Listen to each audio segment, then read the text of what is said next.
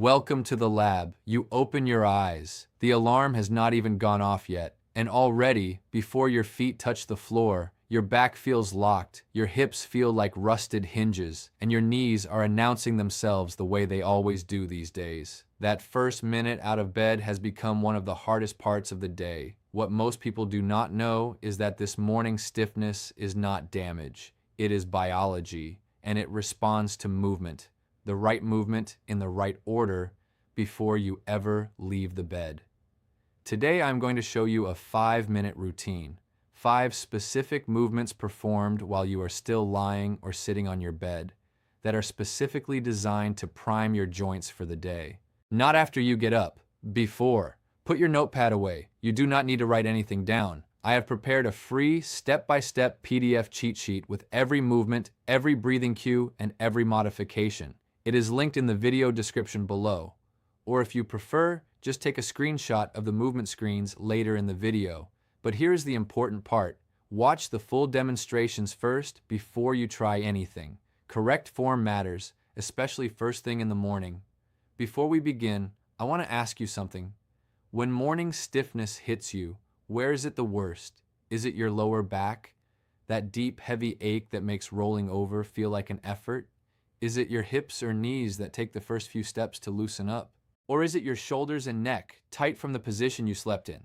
Write it in the comments right now. One sentence. Because the people watching this alongside you are dealing with the same thing. And knowing you are not alone in this is worth something. Here is what is actually happening to your joints every night, and why the first few minutes of movement make such a measurable difference. Every joint in your body is lined with a tissue called synovial membrane, Synovial membrane, which produces synovial fluid, the joint's natural lubricant. During sleep, when your body is still and joints are not being loaded or moved, synovial fluid pools and thickens. Think of it like honey left in a cold jar overnight. It is still there, it is still functional, but it needs warming and movement to return to its working consistency. At the same time, the soft tissues around the joint capsule, the tendons, the surrounding fascia, lose some of their pliability during prolonged stillness. Clinical consensus from rheumatology and sports medicine consistently confirms that gentle, active movement immediately on waking is one of the most effective ways to redistribute synovial fluid, reduce joint capsule stiffness, and prepare the neuromuscular system for the loads of standing and walking. 5 minutes. That is the evidence-supported window where the most change happens. Move number 1, ankle circles and toe pumps. Still lying on your back. Why we start here. The ankles and feet are the furthest points from your heart. Blood pools in the lower legs during sleep, circulation is slower, and the ankle joints have some of the highest synovial fluid pooling of any joint in the body. Starting from the feet and working upward is the clinical approach used in post-operative rehabilitation precisely because it activates the peripheral circulation first. Lying on your back with your legs comfortably straight, inhale slowly through your nose. As you exhale through your mouth, slowly rotate both feet in wide outward circles, 10 full rotations. Pause. Then on your next exhale, reverse direction, 10 circles inward. Keep the movement smooth and unhurried. Then, toe pumps. Inhale through your nose. As you exhale, flex both feet. Pull your toes toward you as far as is comfortable, hold for 2 seconds. Then point your toes away, hold for 2 seconds. Repeat 10 times. You will feel the calf muscles engage and release. This is the calf pump mechanism that actively returns blood from the lower leg back toward the heart. If you have reduced sensation in your feet or significant ankle stiffness, make the circles smaller and the toe pumps gentler. Even a small range of motion activates the synovial fluid redistribution. Move number 2, the knee to chest slow draw, still lying on your back. This movement targets the lumbar spine and hip joints simultaneously. Overnight, the lumbar discs absorb fluid and expand slightly, a natural process called imbibition, which can create a sense of tightness in the lower back.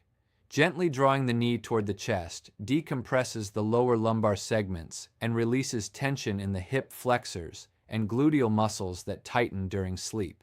Bend your right knee and place both hands behind the back of your thigh, not your shin. Inhale slowly through your nose. As you exhale through your mouth, draw your right knee slowly and gently toward your chest, only as far as is comfortable. No forcing. Hold for 5 slow breaths, feeling the lower back and hip release a little more with each exhale. Then inhale to prepare, and on the exhale, slowly lower your foot back to the mattress. Repeat on the left side. The key here is patience. Do not pull the knee aggressively. Let gravity and your breath do the work. If placing both hands behind the thigh is uncomfortable due to hip or knee replacement, reach behind the knee instead, or simply rest your foot flat on the mattress with the knee bent. The position alone provides gentle traction to the lower back without any active pulling. Move number 3, the supine spinal rotation, still on your back. This is a bed-based movement that gently mobilizes the thoracic and lumbar spine through rotation, the movement that overnight stiffness most directly suppresses. Spinal rotation redistributes synovial fluid in the facet joints along the entire length of the spine, and gentle rotational stretching of the paraspinal muscles, the muscles that run alongside the spine, is consistently cited in physical therapy guidelines as one of the most effective morning preparations for reducing low back stiffness. Lie on your back with both knees bent and feet flat on the mattress, hip width apart. Place your arms out to the sides, gently resting on the mattress like a wide letter T. Inhale slowly through your nose. As you exhale through your mouth, let both knees slowly drop together toward the right, only as far as is comfortable without forcing. Hold for 3 slow breaths. Inhale to return. Bring both knees back to center. Then exhale and let them drop to the left. 3 breaths. Return to center. Perform 2 full cycles per side. If rotating both knees is uncomfortable due to hip tightness or a hip replacement, keep one leg straight and move only the bent knee to the side. The rotational benefit to the spine is still achieved without the full hip loading. Move number 4, the shoulder roll and supported neck release, now sitting on the edge of the bed. Sit on the edge of the mattress with both feet flat on the floor, hip width apart, back tall. Both hands rest gently on your thighs. Shoulder roll. Inhale slowly through your nose as you draw both shoulders up toward your ears, as high as is comfortable. Then exhale slowly through your mouth as you roll them back and down in a wide, smooth circle. Repeat 5 times forward, then 5 times backward. The shoulder roll mobilizes the acromioclavicular and glenohumeral joints, acromioclavicular and glenohumeral, and releases the upper trapezius, which is one of the primary muscles that accumulates tension during sleep. Neck release. Keep your shoulders down and relaxed. Inhale through your nose.